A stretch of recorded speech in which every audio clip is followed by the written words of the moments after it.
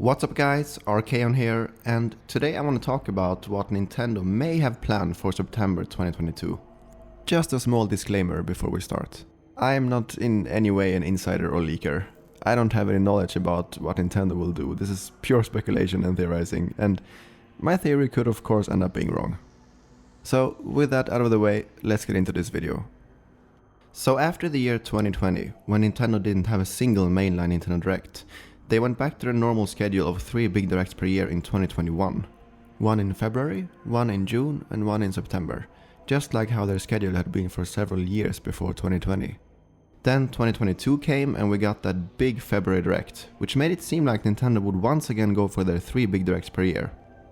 Even with E3 getting cancelled, I think that most of us thought that Nintendo would still have their normal E3 style direct sometime in June. Well, in the last week of June, Nintendo instead had a Direct Mini Partner Showcase, which had some pretty good announcements, but none of them being first party. Then we got into July, and many people thought that Nintendo perhaps just split their big June Direct into 2 directs, one focused on third-party games and the other focused on first-party games, and that we could get that second first-party focused Direct in July. However, when Nintendo started dropping announcements on Twitter, it became pretty clear that no first-party direct was imminent. So what is going on here? Nintendo could easily have had a big mainline direct in June or July and fill it with games that were announced or got new trailers in the past 2 months. Mario + Rabbids Sparks of Hope, Persona, Nier Automata, Xenoblade Chronicles 3, Splatoon 3, Bayonetta 3, Kirby's Dream Buffet, Pokémon Scarlet and Violet, the second wave of the Mario Kart 8 Deluxe DLC, etc. Perhaps even the long-rumoured Metroid Prime remake, and something Zelda. Even if Breath of the Wild 2 hadn't shown up in that direct, it could still have been a pretty stacked and well-received June direct. So why didn't they? The thing with Nintendo is that they are unpredictable. Just when they got back to their schedule of 3 mainline directs per year last year, they again broke the pattern this year and gave us a partner showcase when everyone was expecting a mainline direct. Perhaps the reason is that before June we already knew about most of the games coming out this year. We had release dates for Xenoblade Chronicles 3 and Splatoon 3. We knew that Mario + Rabbids Sparks of Hope and Bayonetta 3 were slated for this year, we just didn't know exactly when they would come out. And we knew that Breath of the Wild 2 had gotten delayed to 2023. This might have been reason enough for Nintendo to decide that there wasn't any need for a big mainline direct in June, because there aren't any more big new first-party games for this year that haven't already been announced. That is definitely a possibility that we have to consider. Although I believe that there is something else going on behind the scenes. I think that there's a possibility that Nintendo is planning to release new hardware later this year. I know, we are all sick of the SwitchPro topic after years of rumors and discussions about a more powerful Switch model being developed. Also, during the Switch generation, Nintendo has had a pattern of releasing new hardware every other year. The Switch was released in 2017. In 2019 we got the Switch Lite. In 2021, the Switch OLED. This pattern of new hardware every second year would suggest that we get another Switch revision in 2023 and not this year. But Nintendo likes to break patterns sometimes, right? So just hear me out here.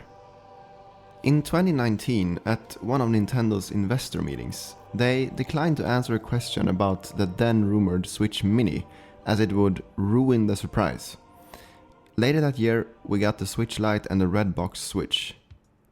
At an investor meeting in 2020, Nintendo got a similar question, and then answered that there were no plans to release new hardware that year, which also ended up being the case. In 2021, they declined to comment on any questions about new hardware. Later that year, we got the Switch OLED. And earlier this year, when asked a similar question, they declined to answer. Nintendo can't lie to their investors, so they wouldn't say that there's no new hardware planned if they actually plan to release something. So when that question was asked earlier this year, they could have just answered that there are no plans to release new hardware this fiscal year if that is actually the case. But they didn't.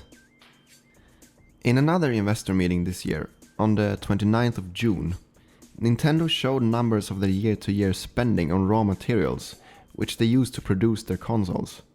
Now, take a look at those numbers. The spending on raw materials this past fiscal year was more than double the amount of the fiscal year 2019, after which we got 2 new Switch revisions, the Switch Lite and the Redbox Switch. At the same time, it is about 7 times higher than last year, when we got the Switch OLED model.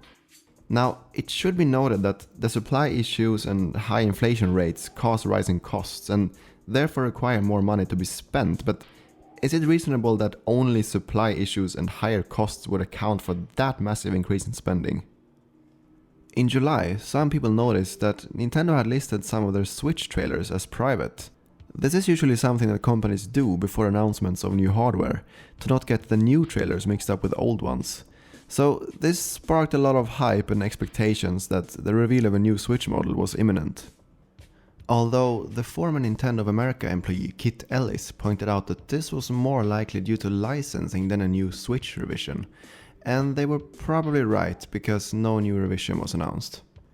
However, what was announced was a special edition Splatoon 3 Switch OLED model, releasing on the 26th of August, 2 weeks before the release of the actual game, on the 9th of September. So, how does all of this relate to the NintendoDirect topic? Because what if the reason that Nintendo chose to not have a mainline June Direct this year is that they are waiting to showcase new games on a more powerful model later this year? Why would Nintendo give a blowout of Breath of the Wild 2 gameplay on the standard Switch model in June this year, when they could wait a few more months and instead give the blowout on new, more powerful hardware with higher resolution and higher graphical fidelity? It is also worth noting that we currently don't know about any Switch game beyond November except Breath of the Wild 2 and Metroid Prime 4, but as we know, the former was delayed and the latter was restarted. At this time of the year, we usually know of at least a few more titles releasing the following year. So if new hardware is coming this year, when could it get revealed? Well, in 2019 and 2021, they announced the new models in July of those respective years. But for all of those 3 models, the Redbox Switch, the Switch Lite and the Switch OLED, it didn't matter that Nintendo had their big E3 Direct a month before, because none of those models was more powerful than the base 2017 Switch. They were instead more focused on an enhanced handheld experience.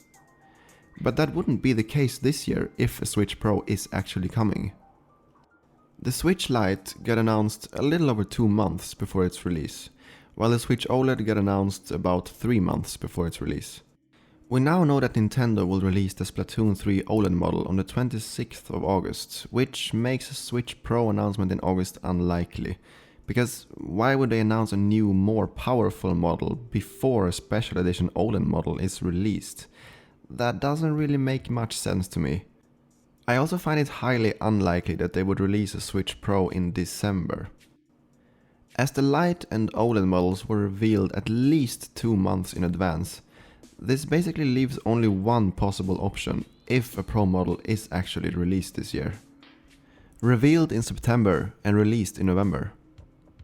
It is of course also possible that it gets revealed in September and then released in the beginning of next year, but that seems like a less likely option to me, because that would mean that a lot of people would skip getting a Switch for the holidays, as they would be waiting for the Pro model to release.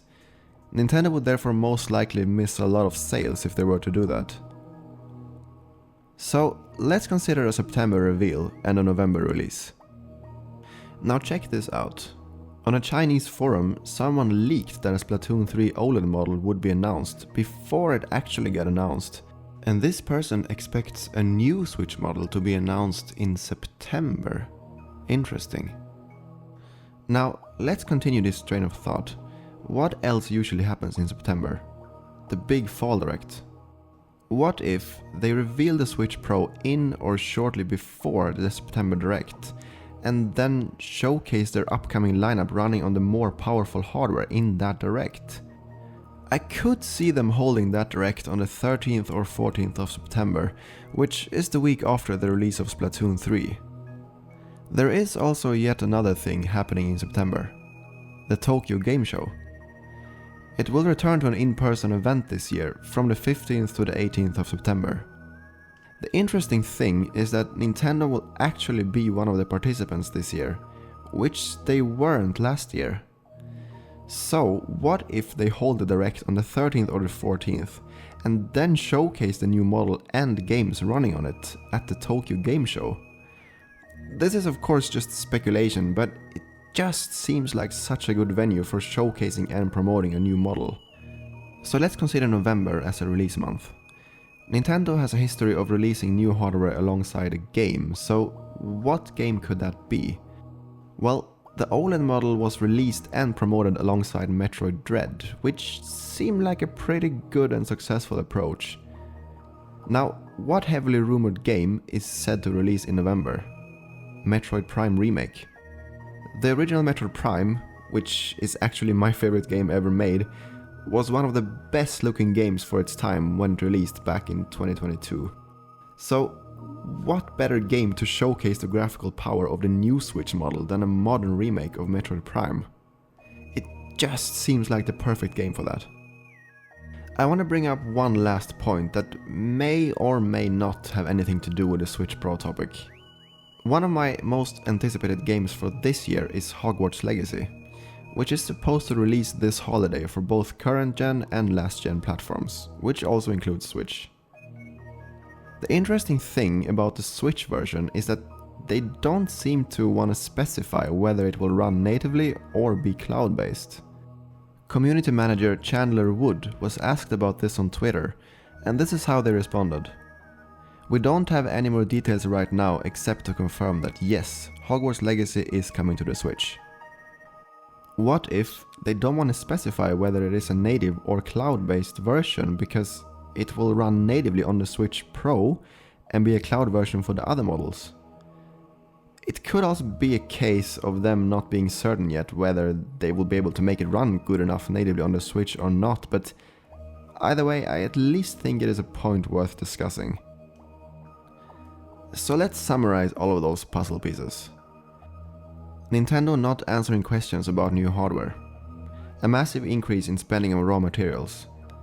No new first-party titles except Breath of the Wild 2 and Metroid Prime 4 are slated beyond November. No first-party Summer Direct. Could it be that they are waiting until September to showcase new games? New model expected to be revealed in September, according to the person who leaked the Splatoon 3 OLED model. Metroid Prime Remake is supposedly coming in November and could be a showcase title. And in parentheses here, Hogwarts Legacy developers not specifying native or cloud-based Switch version. To me, all of this points to a new, more powerful Switch model releasing sometime this fiscal year. Now, it is worth noting that the question about new hardware at their investor meeting applies to their fiscal year, which ends in March. So, even though all of this points to new hardware coming soon, it could still get revealed in January 2023 and release in March. But as we've seen, multiple signs point towards a reveal in September with a possible release in November. Again, this is all just speculation from my side, but in my opinion there is just too much smoke here for the Switch Pro to not get released, or at least revealed, this year. But let me know what you think about all of this in the comment section down below. If you liked the video, please give it a thumbs up and consider subscribing to the channel. This is Archaon and I wish you a wonderful day. Bye bye.